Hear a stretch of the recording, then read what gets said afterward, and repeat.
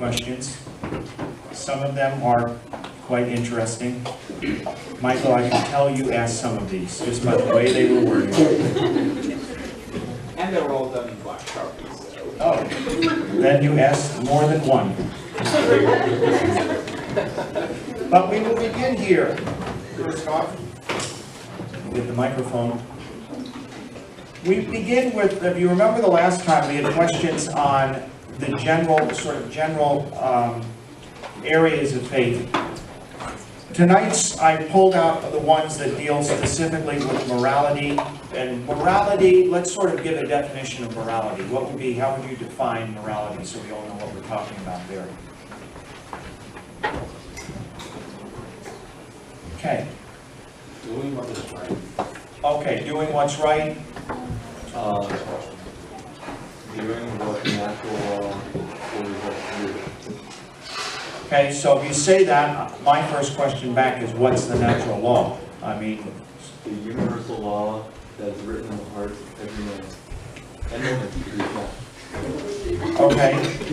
Well, there is a law. In other words, there's something written that sort of within man, regardless of any religious bent or not, there's an understanding of basic principles of what we call the natural order, the natural way that a man, by man I mean men and women, but a man lives in the world. So, for instance, a caveman would recognize there was something wrong if another caveman came and clubbed his son, right? It doesn't take religion to recognize that component. They weren't celebrating that. Does that mean that there weren't areas in the world that subdued that? No, there were areas of the world that had child sacrifice and other things that were part of culture. But there was something that was recognized by other cultures that there was something wrong. Morality, rightly understood, is the understanding or study of the order of behavior towards what is moral. So the good. Moral related to what is good. So morality is something that is the study of something that is ordered to the good. That way we understand, we don't just throw the word morality out there, that the concept of what we're doing. So morality is not fundamentally, interestingly, about sin, which is what oftentimes people, it ends up, like, is this right, is this wrong, can we do this, can we do that? Morality is more about doing what is good, not avoiding what is bad. Okay, so here is the first question that we had. And it actually relates to this. Why do we ask how not to be bad rather than how to be good? And that's true. I have never had, and I've said this several times in, take care, I've said this several times in homilies, not just here, but in parishes. I've said it here before, and I still can say this. No one has ever come to me as a priest in 9 years and asked me, what is the more perfect decision, A or B? The only questions people ask are, if they ask at all, is this a sin? So I've never been asked by someone, is this better than this, and should I choose this? Like, because we have somehow eliminated the idea that we are aiming for perfection. If you think about the course of study that you're pursuing, if you're involved in an athletic pursuit, if you're involved in a musical pursuit, the conductor, the coach, the teacher, they're not interested in everyone saying, I'm adequately doing it. They're interested in perfection for what is done. In other words, if you're doing something like Juliet plays violin, I don't know who your orchestra coach is or whatnot. I know coach probably isn't the right word. You can tell I do not play music, but what is the proper term? The conductor. Okay. The conductor. I should have known that. Okay. The conductor. Is the conductor okay if you say, look, I played the violin for an hour this week. Does it really matter whether I played the tunes that we're supposed to be playing?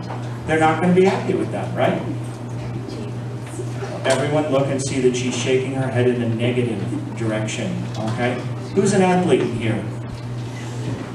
Okay, Emily, do you have a coach on the rugby team? Okay, so if you just say, look, I can't be at any practices this week, but I need to be out in the field because I'm a pretty good person and I'm a pretty good rugby player, is that going to go over well? Not going to go over well. But you know what we do in life? We do exactly that when it comes to God. It's like, does it really matter what I do? Is this really that bad? And so yes, it is a fundamental problem that in our minds we do not first think, what is the best thing that I should be doing? And you know why we don't say that? Because the best thing is often a hard thing. That's why if you play violin and you're actually going to play anywhere else than your room playing hot cross buns, okay? If you're going to play on any stage, people want some level of expertise. Blessings to you. The people want some level of expertise. If you're going to play college rugby, then people want some level of investment. If you're going to be a saint or a holy person, it takes work. And we don't mind it in ventures that we have decided to enter into. But believe me, we mind it when God asks that of us. And that's why no one has ever asked me, because we don't ask ourselves that question. You know what we'd rather say? I'm not that bad of a person. That's what people say to me all the time. Usually not about themselves, but about other people. They'll be like, you know, so-and-so that I hang out with all the time, he does drugs a lot and whatnot, but you know, he's not that bad of a person. It's almost like our catch-all, that as long as we don't think someone is that bad, that's obviously how God sees it. And we've relegated God to be something that works in sort of a modified version of the Our Father, where instead of saying, thy will be done, thy kingdom come, thy will be done, we say, my kingdom come, my will be done, right? Where we modify it and say, this is something that I want for myself. I'm building my own kingdom here. So until we change in this and actually say, I've got a call, and even removing the fact of morality from a Christian standpoint, as human beings, we desire perfection and excellence in what we do. We pay for excellence. That's why you go to a specialist doctor and you pay more than just a general practitioner. That's why major league umpires are paid hundreds of thousands of dollars a year, and someone at a t-ball game gets $25. One is more excellent than another. In faith, it is the same, but we have allowed a lack of excellence to be the norm, and that is why. And I've raised this in the relationship talk, and I'll be raising it again when we get into dating, which this weekend, by the way, we'll be speaking about maturity in relationships. I highly recommend all of you come Sunday night, because this is something that is lacking in many friendships. But related to that is this idea. When we speak about people who are deeply in love with one another, we speak in all kinds of terms that are flowery. So, you got a couple that's been dating for a year, they're very happy with one another whenever in the presence of one another, they hold hands, let's just keep it clean, right? So they're doing all kinds of morally good things. We look at them, we may in our hearts say, I wish I had something like that, if we don't. But we also look and say, there's something beautiful that's there. And the way we describe that is, isn't it nice that those two are in love, or that they have a good relationship, or something of the sort, true? Now, when someone loves God that way, where they talk about Him quite a bit, they do things for God, we have another word for it. We don't say that person is really in love with God. We say they're a zealot, they're overly involved, they're an extremist. And so we have allowed perfection in the spiritual life to be something that we do not seek, because we realize it requires something of us that is not acceptable to many people. So in answer to this question, why don't we ask that? It's because the people around us don't expect it, and we don't want it for ourselves. Now that doesn't mean it's okay.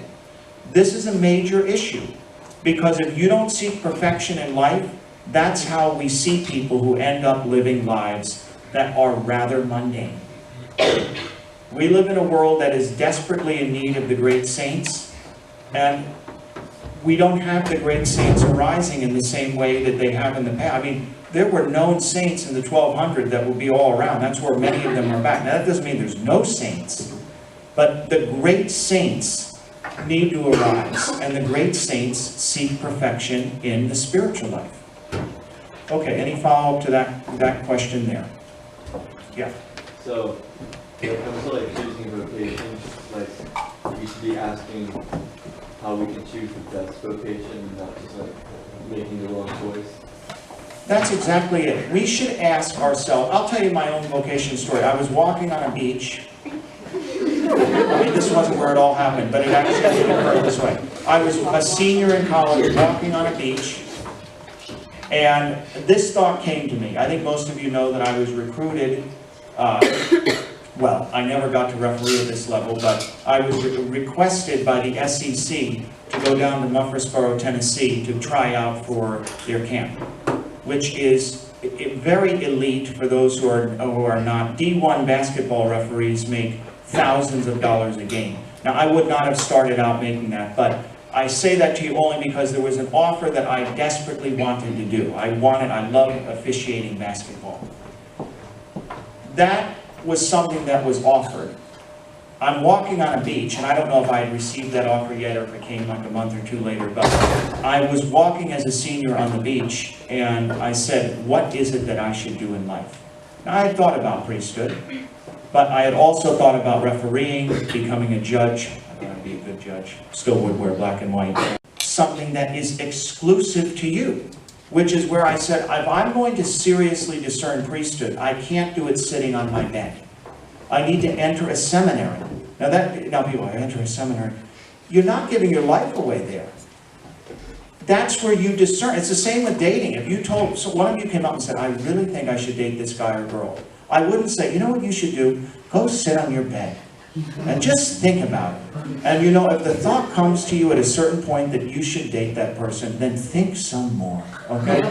At some point, you're going to say, you need to do something about it. Oh, but I'm afraid to do it. He may say no to me, or she may say no. Exactly. If you don't risk anything, nothing is going to happen in life. So in seminary, it's the same thing. I had to turn down the opportunity of possibly being a D1 referee. Not that I was that, but possibly being that, to enter the seminary. Yes, in order to choose our vocation, we should first ask God what He may ask of us. And that doesn't necessarily mean priest or religious, but we need to seriously consider these things, or else where we end up is we default into things. We just sort of, take care. Cake will be ready later, okay? We will default into other things in life that are easier. It's not hard to find someone to get married to. And by that I don't mean that there's no process there, but it's the normal course for people to find someone who is their life partner. Or, more specifically, in Christian sense, someone they feel called to marry and enter into the sacrament of marriage. That's normal. No one is walking around here saying, I've never met anyone who's married. All of you have met people, and many times who are. It's a lot less often that you meet someone who's a religious or priest. There are tens of thousands, or hundreds of thousands, depending where you're at, maybe even millions of people for every priest in certain places in the world. So, yes, we should give God the first level of excellence. And even if you are called to marriage, you should be living that excellently. David, did you have a comment on that first question, or no? You ponder, man, okay? If it comes up. Another follow-up, yes? So, like, when Jesus told Martha that Mary chose the better part, like, he wasn't saying that she was sinning, just that Mary Magdalene was choosing like the best course. Yeah, that's a great example. He didn't say, she's running around doing 100 things. I meet people all the time who are busy up a storm.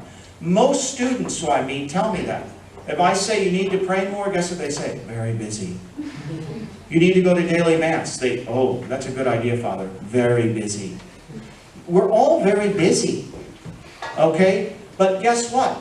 Busy doesn't mean great. We need to stop the busyness so that we can do what? All God wanted Mary to do and Martha to do was what? Sit at his feet.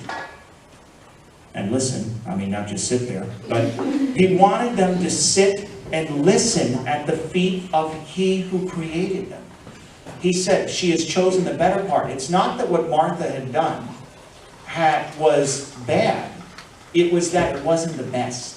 That's an excellent example of a passage like that. I may preach on that sometime using it. Thank you. Homily helps from Joseph. Who needs a book? Okay. Anyone else on that? Moving along. And it deals right in with it. Now we get right into the practical. Is it really immoral to stream movies online without paying for them? Hello. Oh, hey, friend. So, in light of what we just answered, what do you all think? It certainly isn't the, let's say this, it certainly isn't the more perfect thing, right? We can all agree with that. Now let's move into the sinful range. So, a more perfect behavior would be what? It's not your property, someone made it, and if you want to view that property, then you do what? You pull out your wallet, which I look every week at that jar and I realize either you guys do not have wallets or regularly do not carry anything in those wallets. But you pull that wallet out and you pay for something.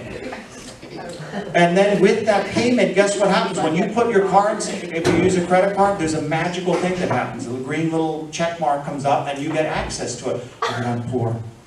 Fine, then don't watch the movie. Oh, I'm not that poor. I'm very I've got great ingenuity.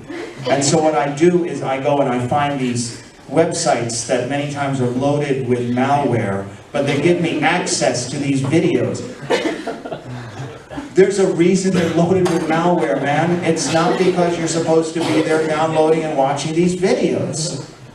Okay, so it's not more perfect. Let's move to see if it's sinful, but we have a comment first. Yes? I have a question. I'll just wait until you're done. Okay.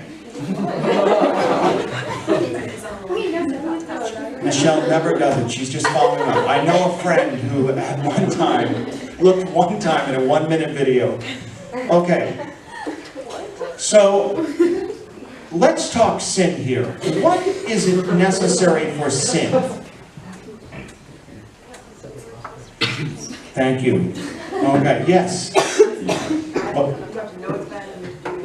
So there's something that is contrary to goodness objectively, right? That's bad. Second, yes. It's got free will. Well, right, there needs to be a level of consent, right, that you choose it. So we need to look first at this. We need to say just if something is bad, okay?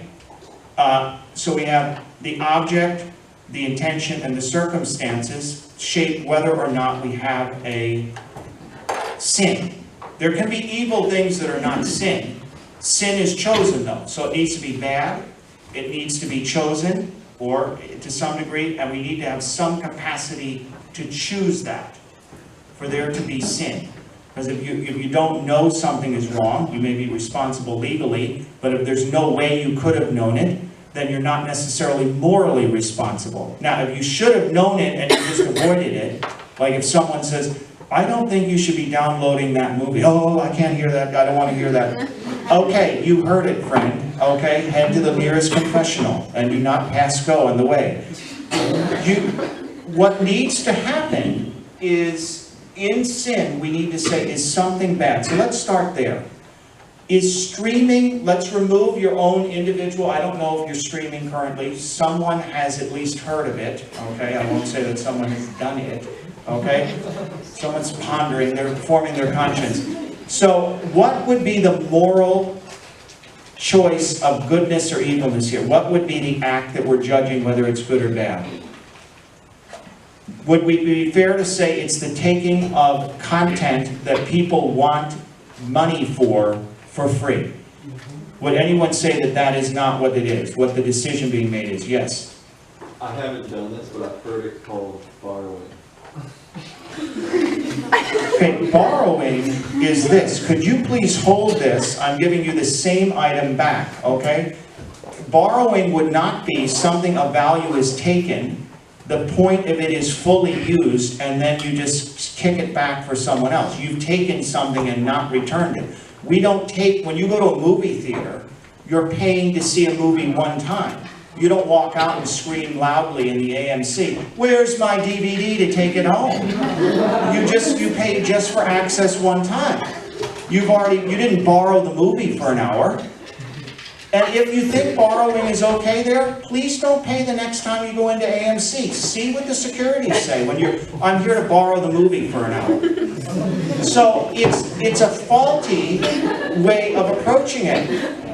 So tell whoever that friend is that you ask them to borrow their money and then spend it and see whether or not they're okay with it. I'll do that. Now I will say that when I go into schools with kids, when I go and borrow permanently from their lunch boxes when they have candy, I just say, I'm permanently borrowing. So there is a term like that you use. But in this case, it would be inappropriate to use that term.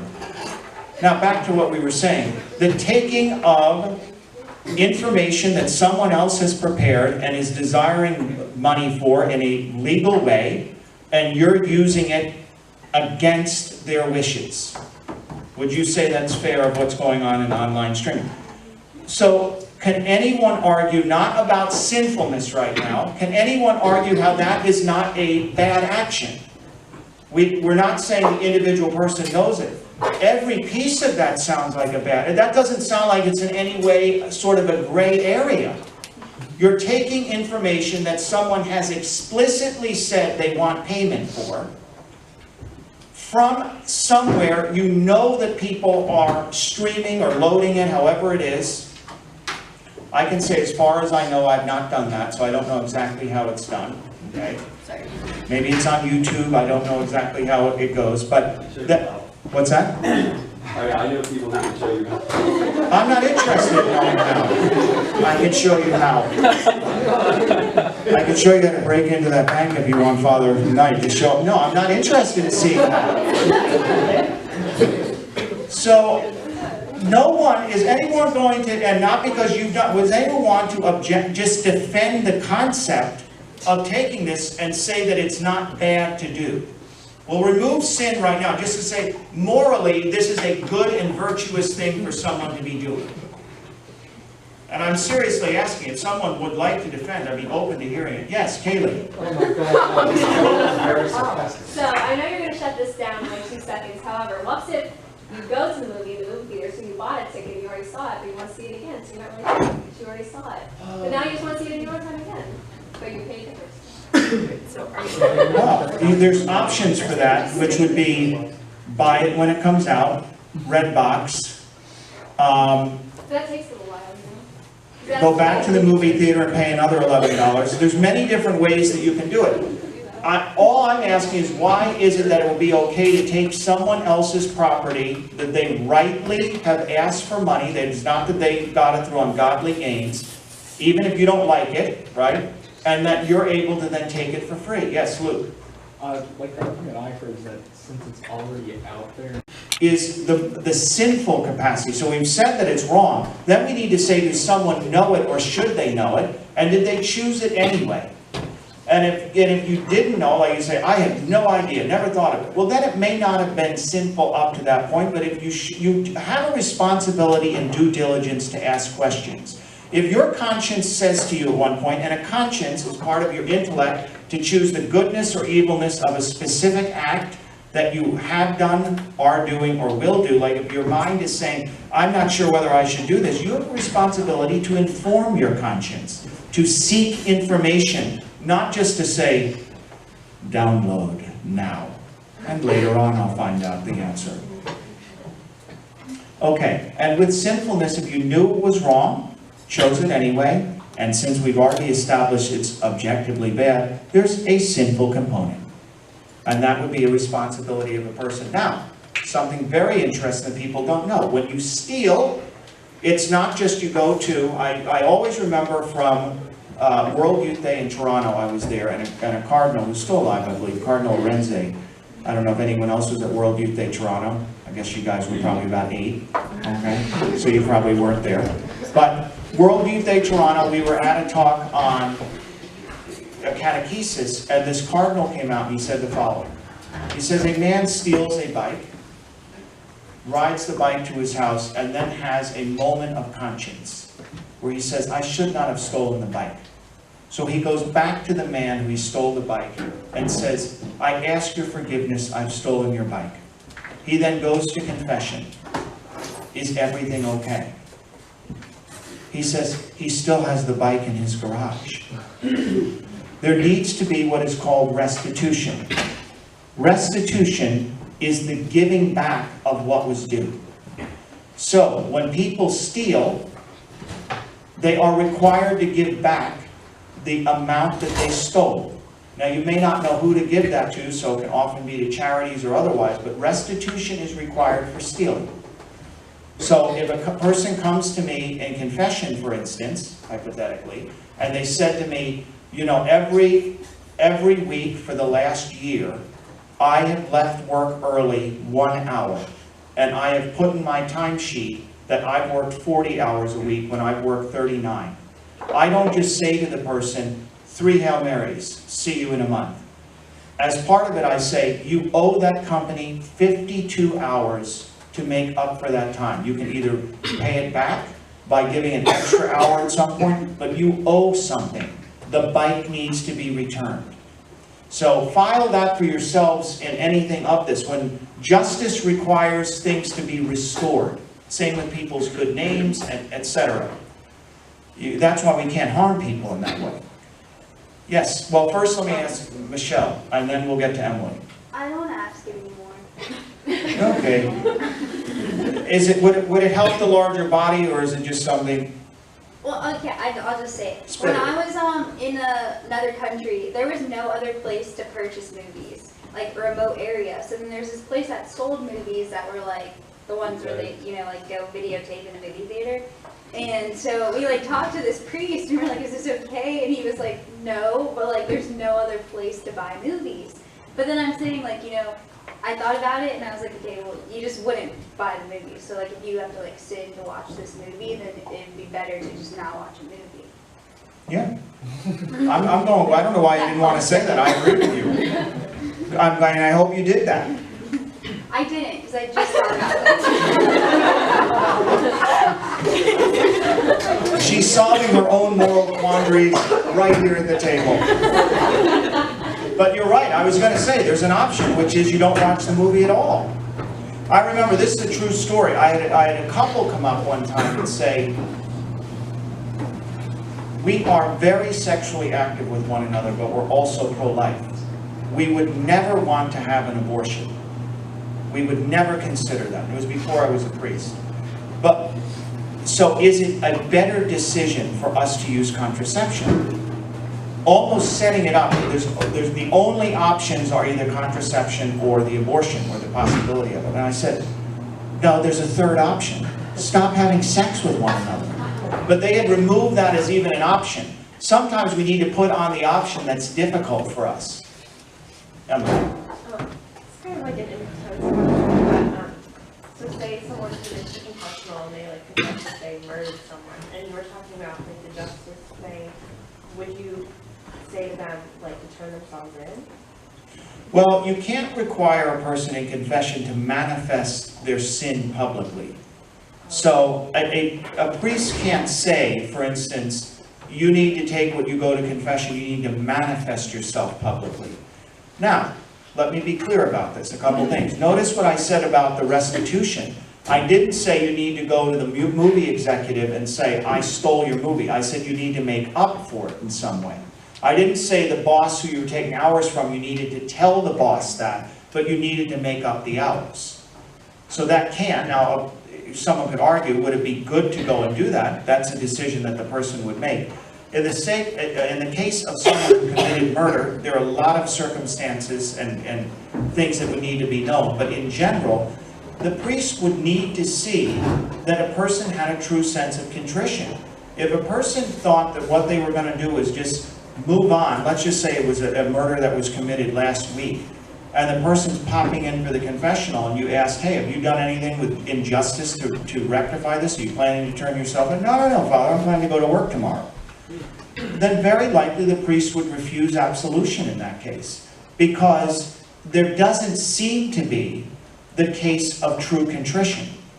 Now, could there be a case where years later something had happened, that a person is, say, dying of cancer, and they commit something, and the person would offer forgiveness at that moment to them, even though they weren't able to go to the authorities, or there was yes. So I would say that is a case, a person would need to have a true sense of contrition, but the priest could not say, as a matter of repentance, as a matter of forgiveness, you must go and turn yourself in.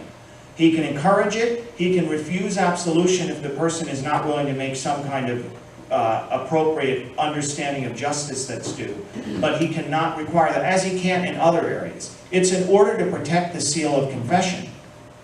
Otherwise, you'd have all kinds of things going on, where you could say, you know, it is a requirement if you revealed the secret. You must go to the person you revealed it and tell them you revealed it. People would not be coming to confession that often if those were the things that were required. So a priest cannot force something out of the confessional. That's why we say the seal of confession. But it does not mean people can get away with things and just go to confession in serious cases with nothing to make up for it. That's where I'd say with the murder case, you need more details, and it's hard in the hypothetical to say what you do in the individual case. Okay.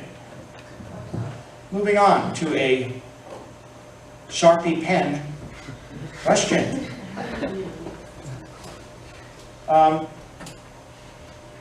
It should not be disputed that a just government ruling over an evil people should be strong. Nor is it disputed that an unjust government over a good people ought to be limited. But what about a just government ruling over a good people? Ought it to be strong or limited? What of an unjust government ruling over an evil people? Okay. Thank you for this wonderful question. I'm sure many of you were up last night wondering this same thing. Let me answer it for you, because I know that this was on many people's minds today.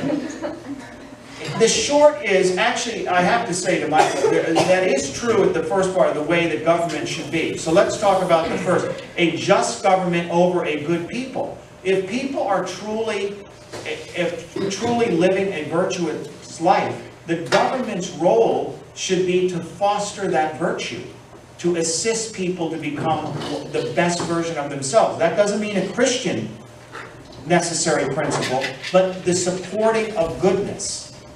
So I would say that it would, whether it be limited or intense, I would say it depends on the various areas of the people's lives. I don't know if it would be something I would be easily able to say one or the other.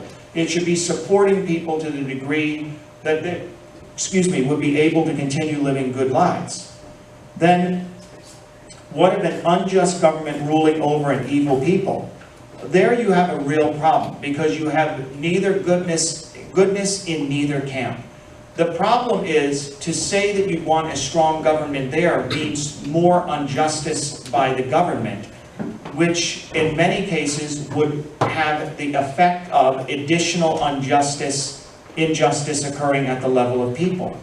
So there what you'd want is to remove the unjust government as far as possible, voting them out, etc., so that you can have a more just government to help the people in need. I hope that answered it in some way. Okay. Now, another question that I'm sure many of you were thinking about last night. Where you came up with these, I wonder, and allow me into that mind at some point. If you owe two people favors, and one calls their favor for you to do something not immoral, and the other calls in their favor for you not to do it, ought you to do the action to fulfill the favor to the first, or abstain to fulfill your obligation to the latter? Whichever you choose, do you still owe the other whose wishes you do not, oh, I'm sorry, turn. Whose wishes you define the favor? What are some factors which you could identify that help with this choice? So, if in the next 1,000 lifetimes that you live, you get into this situation, let me provide you some insights to assist you with that decision. Here would be the beginning. To take it to, if someone asks something that is immoral, you are not required to do it in justice. That should be the general principle. Even if, if someone understand, if someone asks you, this is a true thing, if someone asks you to keep a promise of something, a professional is not bound to confidentiality. True? Okay.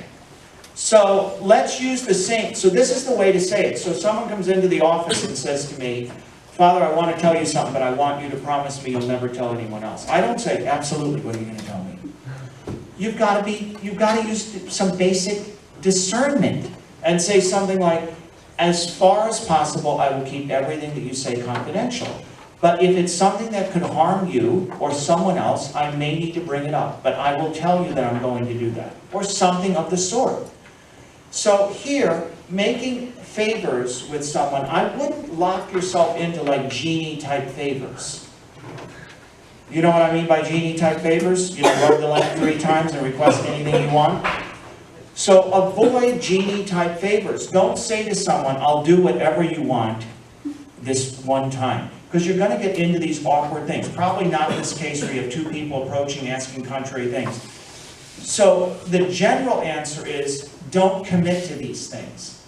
In the specific moment, are you bound to one or the other? You are bound to do good first to God. So if someone is asking you to do something contrary to that, you are bound to follow the wishes of the Lord, not the wishes of someone else. I think that's the best way to answer that. Okay. We'll pass on your third one here. And we'll go to this one. If you want to know what his third one was, I can answer it quickly. If someone says something silly, and in conjunction with explaining their error, I smack them upside their head to drive home the insanity of their statement, can this serve as a work of mercy?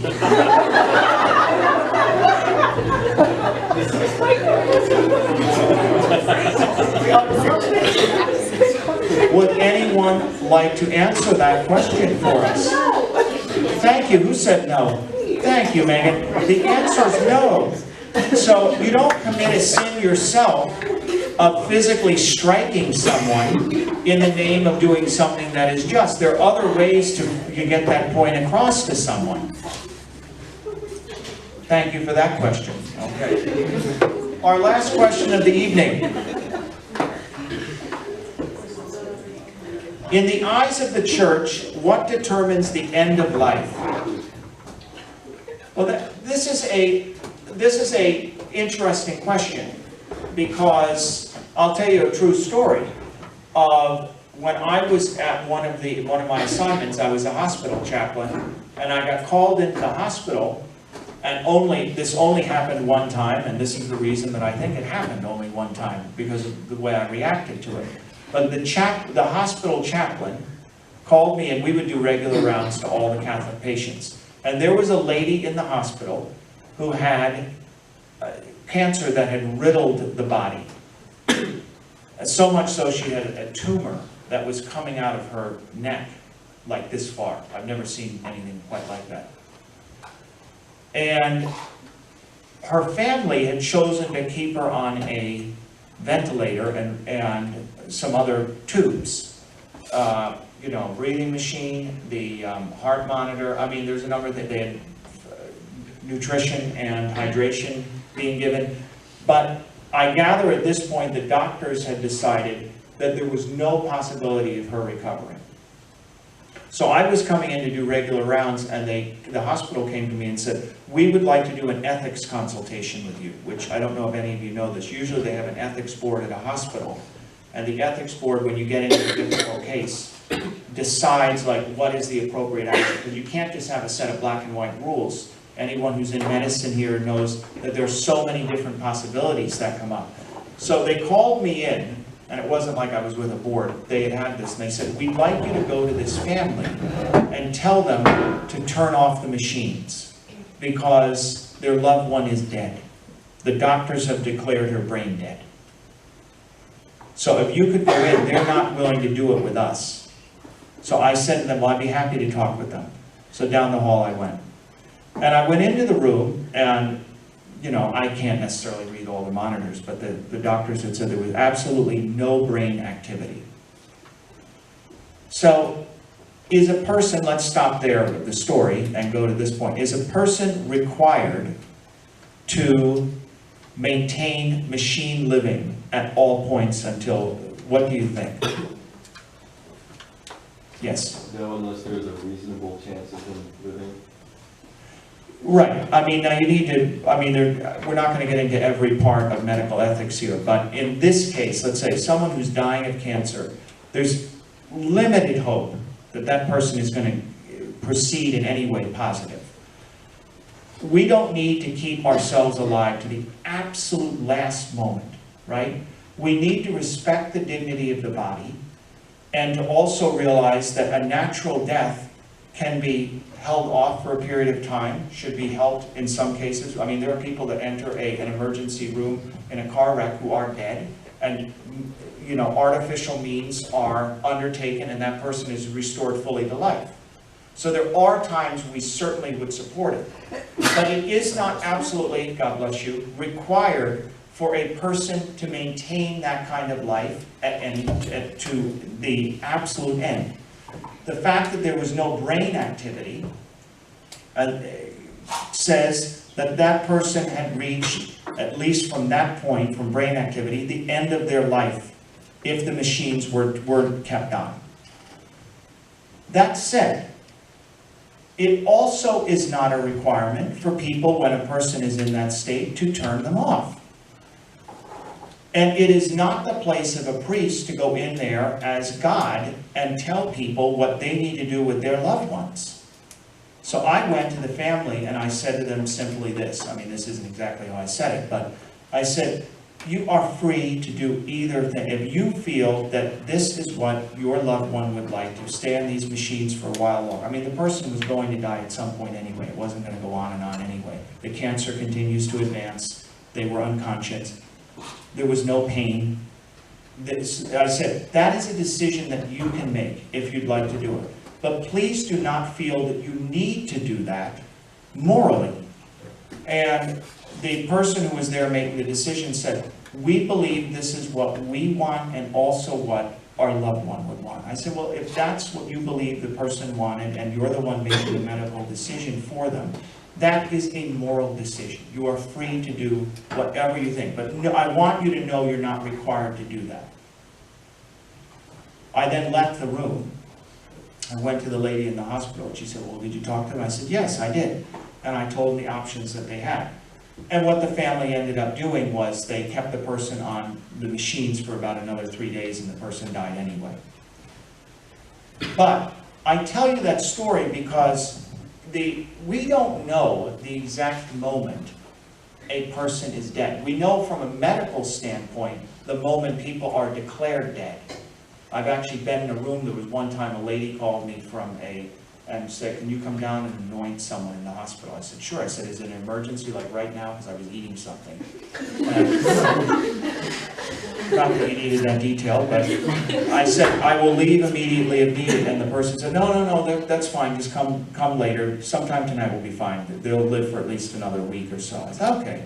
So I finished my egg salad sandwich, and not that I remember the details, but it was a good egg salad sandwich. And then I remember I'm leaving to go down. I was up in Arlington at the time.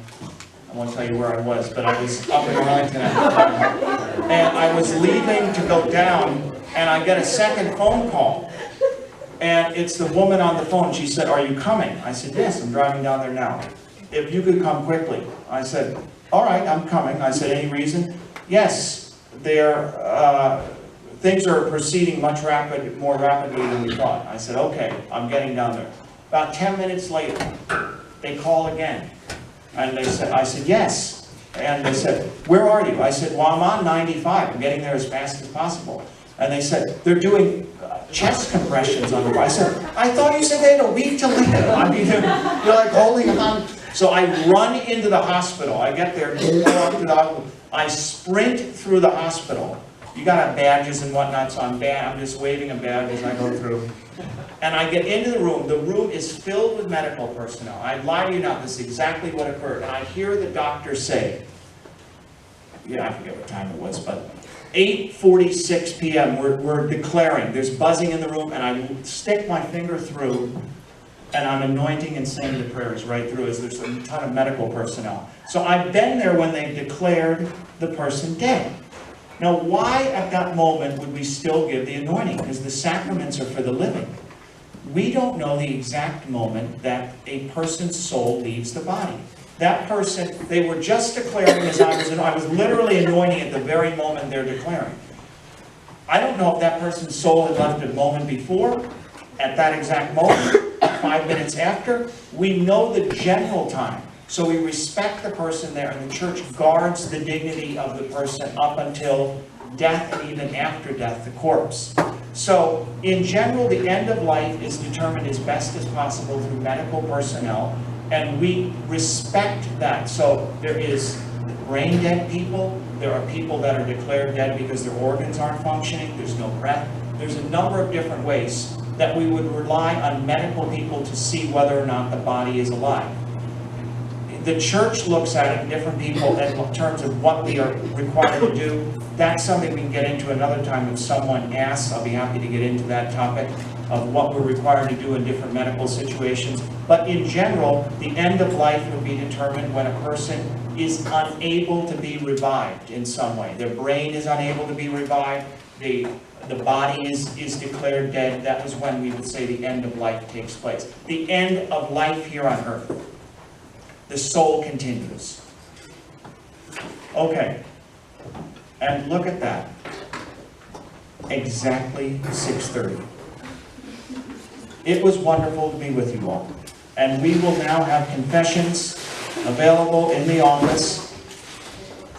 If there's anyone in need of confessing, borrowing videos online, there is a special tonight.